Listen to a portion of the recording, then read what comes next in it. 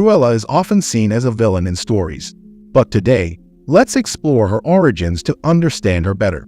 What's the real story behind Cruella? The film begins with Cruella recounting her story from childhood. She was born as Estella, with a distinctive head of hair half black, half white, which made her stand out. People tended to avoid her, thinking she was strange. Estella was raised by her mother, who did so alone. When Estella started school, her mother cautioned her to control her behavior. Not only did Estella have striking hair, but her personality also had dual aspects, sometimes kind and gentle, other times mean and unruly. Her mother urged her to be polite to other children and to keep her wilder side in check. Despite her mother's advice, Estella frequently got into fights at school, with her only companions being her dog and a classmate who studied with her. Estella's frequent fights led to her being expelled from school. After that, her mother decided to move to London, hoping for a fresh start. Estella had always dreamed of becoming a fashion designer, so she told her mother that moving to a big city could be the key to making her dream come true. Upon reaching London, Estella's mother heads to an old friend's place, hoping to get some help.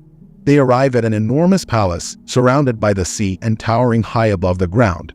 Before stepping out of the car, Estella's mom hands her a precious locket and firmly instructs her not to leave the vehicle. But Estella, being curious and impulsive, doesn't listen. As she ventures out of the car, Estella discovers a fashion show taking place inside the Grand Palace. Excited, she goes in, but soon 3 large dogs begin chasing her. Panicked, she sprints out, believing they might bite her. However, the dogs instead attack her mother, who had been talking to someone at that moment. Tragically, Estella's mother falls into a pit and dies on the spot. Estella is devastated, blaming herself for her mother's death. She thinks that if she had stayed in the car, none of this would have happened. As the investigation begins, Estella flees the scene, accidentally dropping the locket her mother gave her. Overwhelmed with guilt and regret, she believes that if she had obeyed her mom, she would still be alive, and those dogs wouldn't have attacked. With tears streaming down her face, Estella jumps into a garbage truck, finding herself on her way to London. Once there, she meets 2 young boys who seem as homeless and lost as she feels. Estella decides to follow them, leading her to the place they call home. The 2 boys welcome Estella, and when they realize she has nowhere to go, they invite her to join them. The first thing Estella does is dye her hair, hoping to blend in with other girls. This becomes her new look, and from then on, she regularly colors her hair. This story then jumps ahead by 10 years. The 3 have grown up and have become a team of skilled thieves, known for their small-scale crimes like pickpocketing and petty theft. Despite their criminal activities, Estella stands out for her unique fashion sense, designing special outfits for herself and her 2 friends. Her knack for fashion has always been a part of her, even since childhood. One day, Estella begins to reflect on her life, feeling she's not living up to her mother's expectations. She dreams of working at London's prestigious Liberty store, where top fashion designers are employed. As a surprise for her birthday, her friend manages to secure her a job at Liberty. However, instead of being hired as a fashion designer, Estella is assigned to cleaning duties, scrubbing bathrooms, and mopping floors. Estella finds the work exhausting and unfulfilling. She repeatedly asks her boss for a chance to prove her fashion skills, but he never listens. On one particular night, Estella is tasked with staying overnight to clean the entire building, feeling increasingly frustrated and overlooked.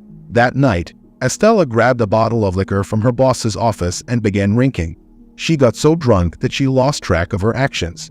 In her intoxicated state, she scribbled something on the outside window and decorated a store mannequin however she pleased.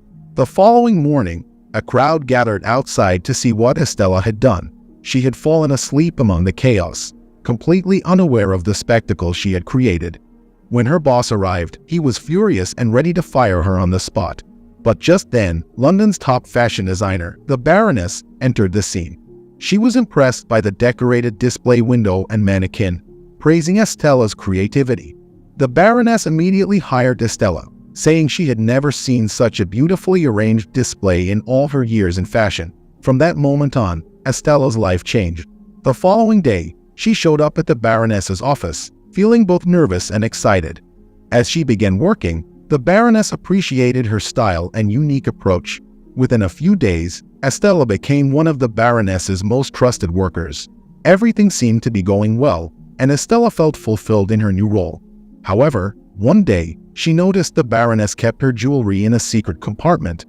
Although Estella was thrilled with her job, her discovery hinted at the possibility of something more. For now, Estella was happy, believing she had finally achieved her dream of becoming a fashion designer. One day, Estella noticed something that made her heart skip a beat.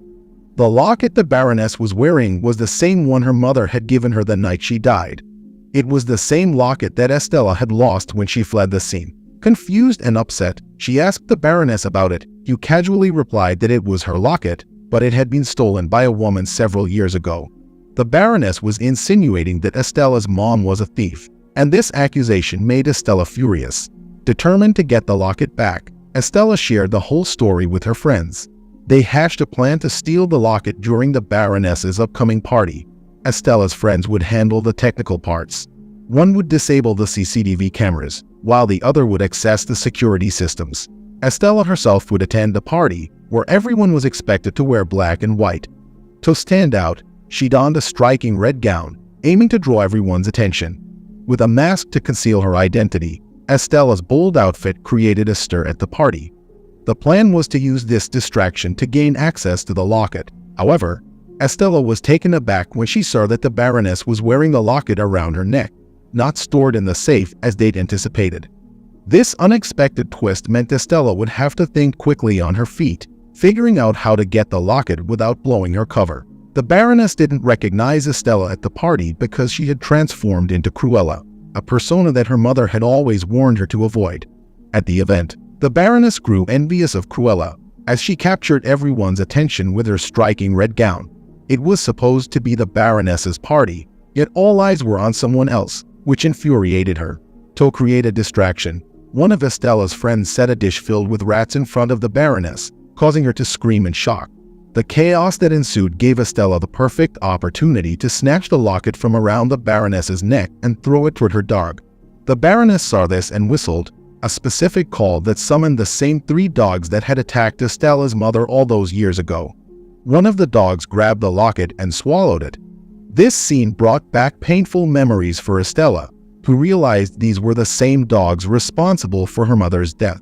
The Baroness's whistle confirmed that she was the one who had set the dogs on Estella's mom, revealing her as the true murderer. Estella returned to her friends, sharing the grim discovery. The shocking truth pushed her to vow revenge against the Baroness. She decided to fully embrace her darker, more rebellious side, reasoning that being good had gotten her nowhere. This was the moment when Estella fully embraced her transformation into Cruella. As Cruella, she reconnects with a childhood friend who is now a journalist. Estella had seen her at the party the previous night and decided to reveal her new persona. She told her friend that she was about to pull off something big. Cruella then briefed her 2 partners in crime on her plan, which involved kidnapping the Baroness's dogs and bringing a renowned fashion designer to her hideout. Estella, still posing as the innocent and unassuming office girl, continued to work at the Baroness's office to keep tabs on her. This allowed her to plan her next moves with precision. Cruella orchestrated a series of spectacular public appearances at the Baroness's fashion shows, each time with a different entrance to captivate the audience. Her bold antics and unique styles stole the spotlight, overshadowing the Baroness at every turn. The Baroness was livid, considering filing a lawsuit against Cruella to put an end to her antics.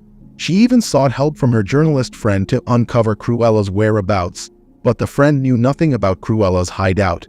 Estella, however, remained focused on her mission. For the next event, she designed a stunning gown, using special shells imported from South America. This gown was intended to impress and disrupt the Baroness's next show. However, knowing that the Baroness might try to steal her designs, Cruella took precautions by locking the gown in a large safe. Cruella's plan was not just about showmanship. It also had a dark side. The Baroness's dog, which Cruella had kidnapped, played a part in the scheme. Estella told her friends that she could make a beautiful coat from the dog's skin, a remark that foreshadowed the extreme lengths she was willing to go to exact revenge on the Baroness. The day of the show arrived, and the Baroness was ready to unveil her collection. But when she opened the safe where her designer outfits were stored, a swarm of flies erupted, causing chaos. The shells that Estella had used in her gown turned out to be fly eggs, which hatched and ruined the Baroness's event. As everyone fled the scene, Estella, in her Cruella persona, was conducting her own show elsewhere. drawing all the attention. The Baroness realized that Estella and Cruella were the same person. She also suspected that Cruella had killed her dogs to make a coat from their skins. Furious, the Baroness ordered her men to find Estella's friends and capture them. When Estella returned home after her show, she found her friends chained up by the Baroness's henchmen. The Baroness's men tied up Estella, set her hideout on fire, and took the dogs, revealing that Estella hadn't harmed them. The fire engulfed the building, and it seemed like Estella's fate was sealed. However, the next morning, Estella woke up in an unfamiliar room, confused but alive. A servant entered with tea and revealed the truth about her past. The servant explained that the Baroness was Estella's biological mother and had ordered him to kill her at birth. Instead, he gave Estella to a maid, ensuring her survival. The servant also returned Estella's locket, saying her father had transferred all his property to her before he died. The revelation that the Baroness was her real mother and had tried to have her killed left Estella devastated. Her first priority was to free her friends, who were imprisoned by the Baroness's men. Now aware of her true lineage, Estella had more reason than ever to seek justice and make sure the Baroness paid for her crimes. Estella's friends, those with whom she'd grown up, had been arrested by the Baroness on false charges related to Estella's murder. To free them, Estella hatched a clever plan with their help. On the night of the Baroness's party, Estella sent hand-stitched outfits to all the guests, making sure everyone wore the same attire. Meanwhile, the Baroness had learned that Estella was still alive and was ready for her. The party was held in the same palace where the Baroness had killed Estella's stepmother, the maid who had raised her. Back then, the maid had approached the Baroness to request money to care for Estella, only to be pushed off a cliff by the Baroness. Now, at the party, all the guests arrived in the identical outfits Estella had sent, each wearing a wig resembling her iconic hairstyle. This made it nearly impossible for the Baroness to single out Estella. During the party, the Baroness's dogs began running outside, and Estella was there to meet them, holding the same whistle the Baroness had used to control them. The dogs came running at the whistle's sound. Estella then confronted the Baroness, revealing everything about her past. At first, the Baroness pretended to be remorseful, even hugging Estella, but then she suddenly pushed her off the balcony. However, the Baroness's plan backfired. Estella had anticipated this and wore a custom-designed suit with a hidden parachute, which deployed just before she hit the ground, saving her life.